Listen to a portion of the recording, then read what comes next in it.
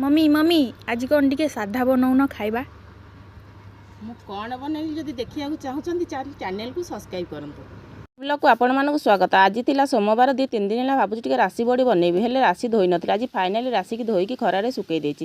Next ଭିଡ଼ିଓରେ ଆମେ ରାଶି ବଡ଼ି ବନେଇବା। ସେତିକିବେଳେ ମୋ ଝିଅ କହୁଛି ମାମା ଆଜି ସୋମବାର ଟିକେ ସାଧା ଖାଇବା ବନଉନ, ଯେମିତି ଖାଇବା ପାଇଁ ପାଟିକି ଟେଷ୍ଟ ଲାଗେ, ମୁଁ ପଖାଳ ଖାଇବି। ମୁଁ କହିଲି ହଉ ଠିକ୍ ଅଛି। ନାଲି ପାଟନା ଆଳୁ ସଜନା ଛୁଇଁ କାଟିକି ସୋରିଷ ମସଲା ଦେଇକି ପଚେଇ ପଚେଇ ଭାଜିଦେଲି। ବାରିରୁ ଟିକେ ସଜନା ଫୁଲ ଆଉ ଶାଗ ଆଣିକି ତେଲ ପିଆଜ ଦେଇକି ଭାଜିଦେଲି। ଫାଇନାଲି ତାର ଫେଭରାଇଟ୍ ଦହି ବାଇଗଣ ବନେଇବା। ସେଥିପାଇଁ 2ଟା ବାଇଗଣକୁ କାଟିକି ଧୋଇକି ନେଇଯାଇଛି। ତାପରେ ଆବଶ୍ୟକ ମୁତାବକ ଲୁଣ ହଳଦୀ ଗୋଳେଇ ଦେବା। ଗ୍ୟାସ୍ ଉପରେ ଗୋଟେ କରେଇ ବସେଇ ଦେଇଛି। କରେଇ ଉପରେ ତେଲ ଦେବା।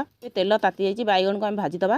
ବାଇଗଣ ଭଜା ହେଇଯାଇଛି, ଗୋଟେ ପ୍ଲେଟକୁ କାଢ଼ିଦେବା। ସେଇ କରେଇରେ ଆଉ ଯେଉଁ ତେଲ ଥବ ତାପରେ ଦେବା ପଞ୍ଚ ଫୁଟଣ, ତାପରେ ଦେବା କଞ୍ଚା ଲଙ୍କା, ଭେସୁଙ୍ଗା ପତ୍ର ହେଇଯାଇଛି। ଗ୍ୟାସ୍କୁ ବନ୍ଦ କରିଦେବା। ତାପରେ ପକାଇଦେବା ଦହି, ତାପରେ ଛାଣିକି ରଖିଥିବା ବାଇଗଣକୁ ପକାଇଦେବା। ଆବଶ୍ୟକ ମୁତାବକ ଲୁଣ ପକାଇ ତାକୁ ନଉଟ ପୋଟ କରିଦେବା। ଏବେ ଦହି ବାଇଗଣ ଆମର ହେଇଯାଇଛି। ମୋ ଝିଅର ଫେଭରାଇଟ୍ ସଜନା ଛୁଇଁ ଆଳୁ ମସଲା ଭଜା, ଦହି ବାଇଗଣ ଓ ସଜନା ଶାଗ ଭଜା। ସବସ୍କ୍ରାଇବ୍ କରିବାକୁ ଜମାରୁ ବି ଭୁଲିବେନି।